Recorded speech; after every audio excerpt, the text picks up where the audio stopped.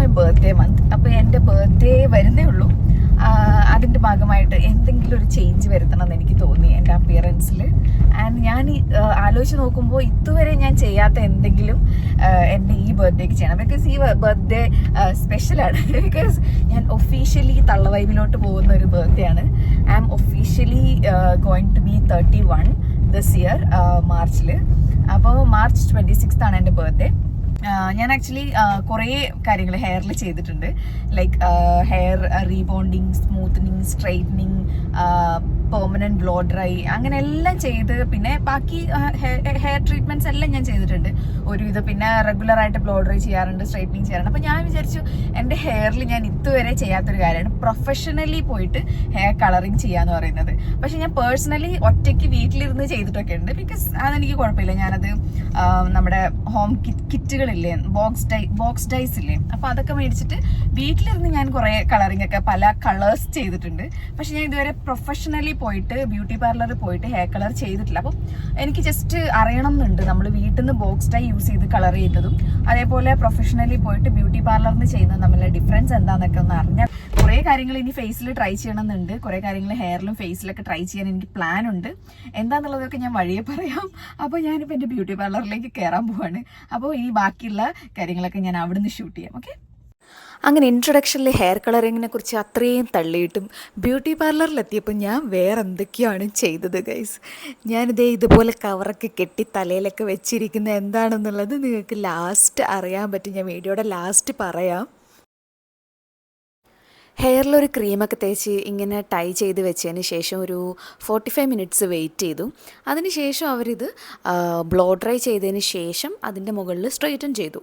എന്നിട്ടൊരു 10 മിനിറ്റ്സ് ഒക്കെ വെയിറ്റ് ചെയ്തതിന് ശേഷം അത് വാഷ് ചെയ്തു. എന്നിട്ട് വാഷ് ചെയ്ത ഹെയർ വീണ്ടും ബ്ലോ ഡ്രൈ ചെയ്ത് സെറ്റ് ചെയ്ത് തന്നു. അപ്പോൾ അങ്ങനെയാണ് ഇതിൻ്റെ ടോട്ടൽ പ്രൊസീജിയർ ഉണ്ടായിരുന്നത്. ഓൾമോസ്റ്റ് എനിക്ക് തോന്നുന്നു ഒരു 2 to 3 hours എടുത്തതെന്ന് തോന്നുന്നു. 2 to 3 ഇല്ല, ഒരു മാക്സിമം 2 hours ഉള്ളിൽ എല്ലാം ഫിനിഷായി.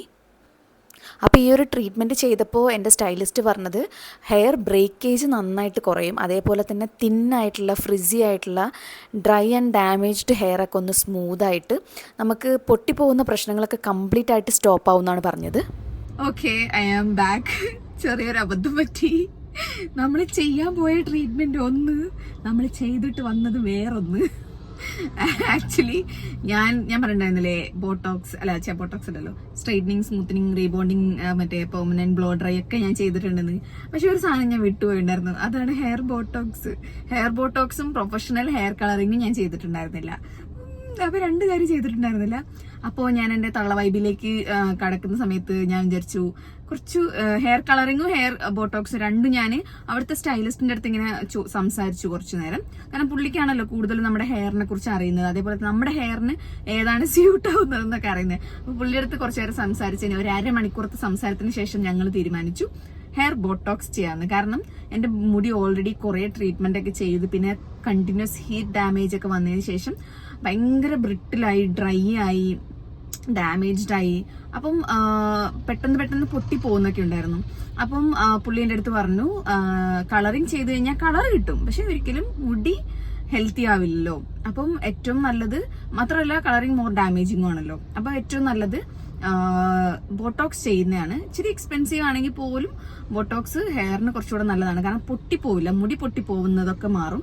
ഹെയർ ഫോൾ അല്ല ഞാൻ ഉദ്ദേശിച്ചത്, നമ്മുടെ ബ്രിട്ടിലായിട്ട് പൊട്ടിപ്പോകുന്നില്ല, അത് മാറും. അതേപോലെ തന്നെ കുറച്ച് സ്മൂത്ത് ആവും, മാനേജബിൾ ആവും. പിന്നെ ഇത് പെർമനന്റ് അല്ല, നമുക്കൊരു 6 to 7 months ഒക്കെയാണ് ലാസ്റ്റ് ചെയ്യാം. അപ്പം അങ്ങനെ വേണമെങ്കിൽ അത് ചെയ്ത് നോക്കാൻ പറഞ്ഞു. അപ്പൊ ഞാനിങ്ങനെ കുറെ നേരം ആലോചിച്ചപ്പോൾ ഞാൻ വിചാരിച്ചു ഓക്കെ എന്നാ പിന്നെ അത് ചെയ്യാമെന്ന് വിചാരിച്ചു. ഞാൻ ഹെയർ ബോട്ടോക്സ് ആണ് ചെയ്തത് ഗൈസ്. എന്റെ ഫുൾ ഹെയർ കാണിക്കാം. ഓക്കെ, അപ്പം നമ്മൾ അങ്ങനെ ഹെയർ ബോട്ടോക്സ് ചെയ്തു.